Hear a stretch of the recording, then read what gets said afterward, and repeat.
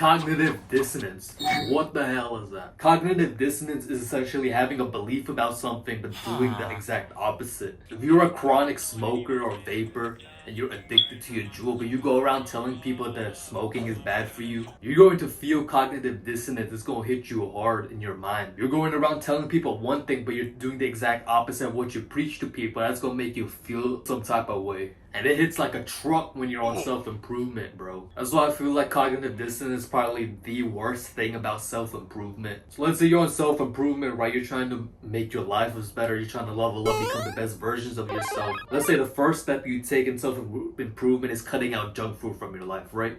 You're not eating McDonald's no more. You're not eating Burger King no more. You're not eating XYZ that meets the criteria of greasy ass fried food. And you're being consistent with it. Let's say you just made it a month and you've made it 30 days without eating junk food or eating out. You cook all your meals at home. And you feel proud of yourself for taking that first step onto self-improvement. Now let's say for whatever reason, maybe you woke up on the wrong side of the bed. Maybe your mom just pissed you off. Or maybe you're having a shitty day in general and you can't even be asked to make food for yourself that day. You want to go out and go get McDonald's or something. You go out, you have the food. As soon as you take a bite of your burger at McDonald's, your mind's gonna slap you harder in the face with cognitive dissonance than Will Smith did at the Oscars, bro. You start feeling anxious, like why did I eat this burger? You start feeling depressed that maybe I just did all this shit for nothing. You start feeling all weird, and that's all cognitive dissonance. Because you're doing one thing that contradicts the other. But the thing is, had you not been on self-improvement, you wouldn't have felt that same sort of guilt or anxiety that you get when eating. I feel like that's where the self-improvement depression stems from. You start feeling resistance towards your goals. Maybe you screw up once or twice. The sense of anxiety hits. The sense of not feeling good enough hits. The sense of feeling depressed that you can't change your life hits. And it's a constant cycle. It's a constant cycle of starting self-improvement, feeling good about yourself, falling off the self-improvement train, feeling like shit because of cognitive dissonance, and repeat. And ever since I started YouTube, I feel like cognitive dissonance,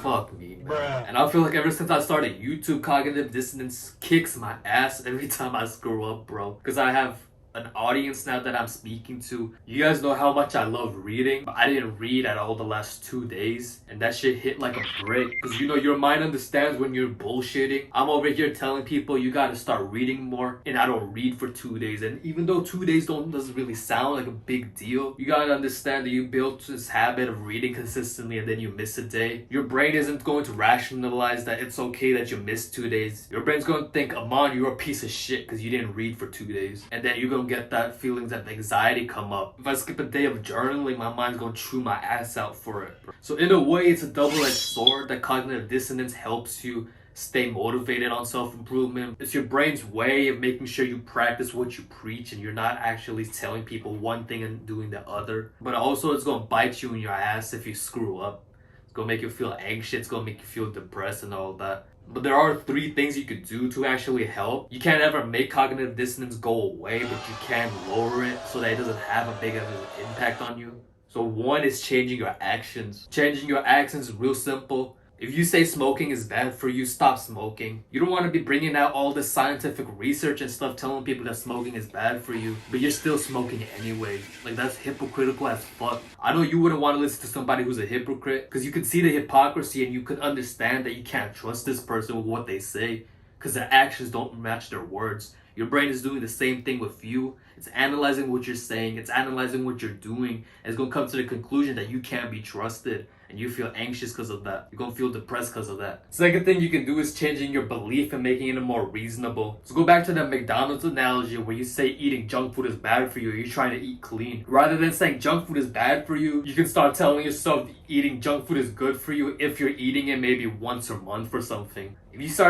start telling people junk food is good for you if you're eating it once a month, and you're actually having it once a month, you're gonna lower your cognitive dissonance because you're eating clean the whole month, and then you're having McDonald's for a meal once a month or once every 2 weeks for that matter. You alter your belief so it's more reasonable to follow. Then the third thing you can do is being mindful of the moment. You gotta understand you're not perfect. You're never going to be perfect. And it takes a long time to understand that.